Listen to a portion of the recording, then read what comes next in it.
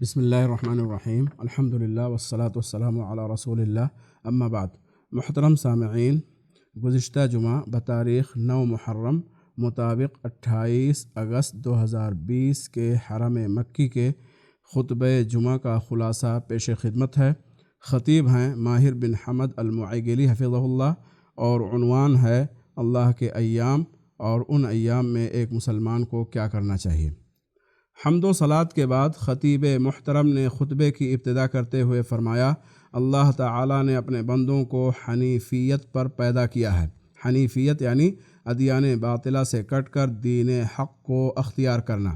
پھر شیطان نے انہیں گمراہ کر دیا تو اللہ رب العالمین نے اپنے رسولوں کو بشارت دینے، اللہ کے عذاب سے ڈرانے اور اللہ کے ایام اور اس کے عہد و میثاق کو یاد دلانے کے لیے بھیجا۔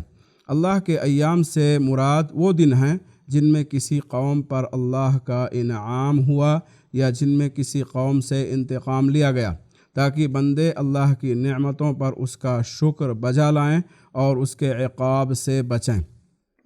شیخ محترم نے آگے فرمایا، اللہ نے جس نبی کو بھی مبعوث فرمایا اس نے اپنی قوم کو اللہ کے عذاب سے ڈرایا اور اطاعت کرنے والوں کو جنت کی بشارت دی، اور گزرے ہوئے اللہ کے ایام میں عبرت و موعظت کے جو پہلو تھے انہیں یاد دلایا۔ قوم نوح اور قوم عاد و ثمود کا کیا انجام ہوا اور مدین و مؤتفقات والوں کے ساتھ کیا ہوا، انہیں اس کی یاد دہانی کروائی۔ انہیں ان لوگوں کے انجام سے بھی خبردار کیا جنہوں نے اللہ کی نعمت کے بدلے ناشکری کی اور اپنی قوم کو ہلاکت کے گھر میں لا اتارا۔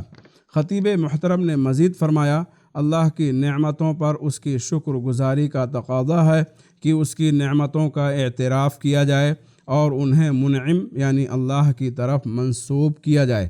نعمتوں سے بھرپور فائدہ اٹھانا اور منعم اصلی کو بھول جانا اس کی بے ادبی میں شمار ہوتا ہے۔ چنانچہ جب ایک مسلمان نے اللہ کی نعمتوں کا اقرار کر کے ان نعمتوں کو اللہ کی مرضی کے کاموں میں استعمال کیا تو دراصل اس نے ان نعمتوں پر اللہ کا شکر ادا کیا۔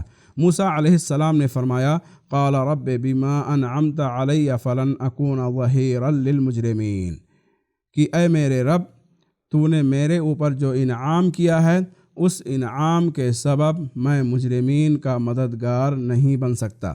جب آپ کو یہ نظر آئے کہ اللہ کی طرف سے کسی بندے کو اس کی پسندیدہ چیزیں مل رہی ہیں پھر بھی وہ اللہ کی نافرمانی کے کاموں میں لگا ہو، تو آپ کو جان لینا چاہیے کہ اللہ کی طرف سے اس بندے کو ڈھیل دی جا رہی ہے۔ امام قرطبی رحمہ اللہ اللہ کے قول سنستدرجہم من حیث لا یعلمون کے بارے میں فرماتے ہیں، یعنی جب جب ان سے کوئی گناہ سرزد ہوتا ہے ہم انہیں کوئی نئی نعمت عطا کر دیتے ہیں اور طلب مغفرت کو بھلا دیتے ہیں۔ خطیب محترم نے آگے فرمایا، جب تک بندے کے دل میں شکر نعمت کا اثر ظاہر نہ ہو وہ اللہ کا حقیقی شکر گزار نہیں بن سکتا۔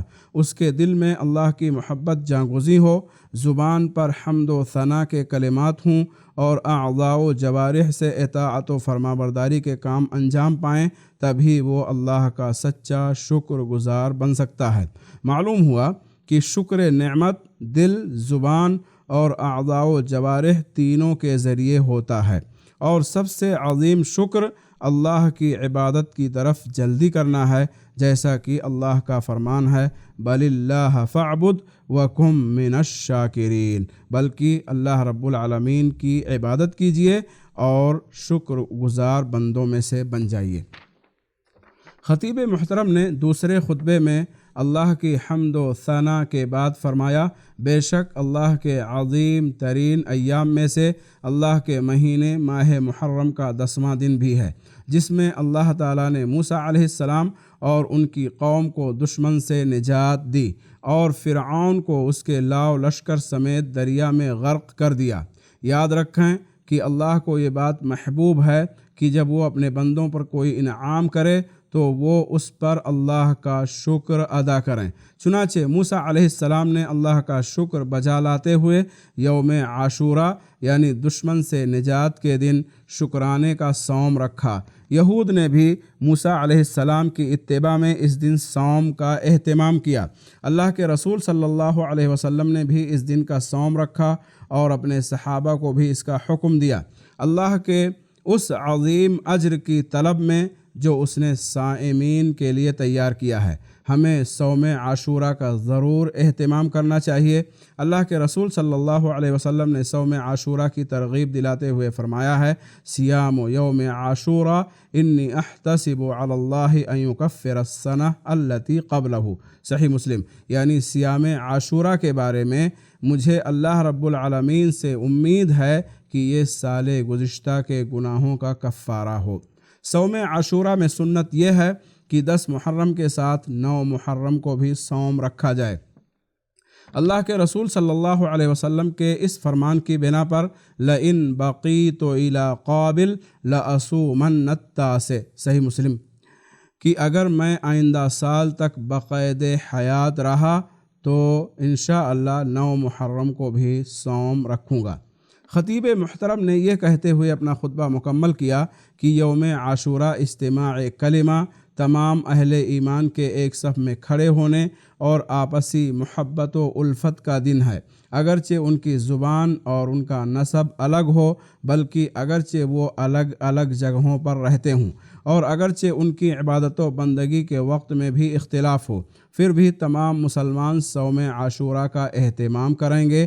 عاشورہ کے دن صوم رکھتے ہوئے ایک مسلمان اس عظیم تاریخی واقعے کو یاد کرتا ہے جس دن اللہ تعالیٰ نے موسیٰ علیہ السلام اور ان کے متبعین کے لیے دریا میں راستہ بنا دیا۔ انبیاء ایک دوسرے سے زیادہ قریب ہیں کیونکہ ان کا رب بھی ایک ہے اور ان کا اصل دین بھی ایک ہے، اور وہ سب ایک ہی معبود کی عبادت کی طرف بلانے کے لیے مبعوث کیے گئے تھے۔ چنانچہ صحیح بخاری میں اللہ کے رسول صلی اللہ علیہ وسلم کا فرمان ہے کہ میں دنیا اور آخرت میں دوسروں کی بنسبت عیسیٰ ابن مریم سے زیادہ قریب ہوں، اور انبیاء ایک دوسرے کے علاتی بھائی ہیں، ان کی شریعتیں الگ الگ ہیں لیکن ان کا دین ایک ہے، اور امت محمدیہ اللہ کے انبیاء سے ان کی قوم کے کفار و مشرکین کی بنسبت زیادہ قریب ہے۔ محمد صلی اللہ علیہ وسلم خاتم الانبیاء ہیں، اور آپ کی امت قیامت کے دن انبیاء کے حق میں اس بات کی گواہی دے گی کہ انہوں نے اللہ کا پیغام نہایت امانت داری کے ساتھ اپنی قوموں کو پہنچا دیا تھا۔ وصلی اللہ وسلم علی نبینا محمد۔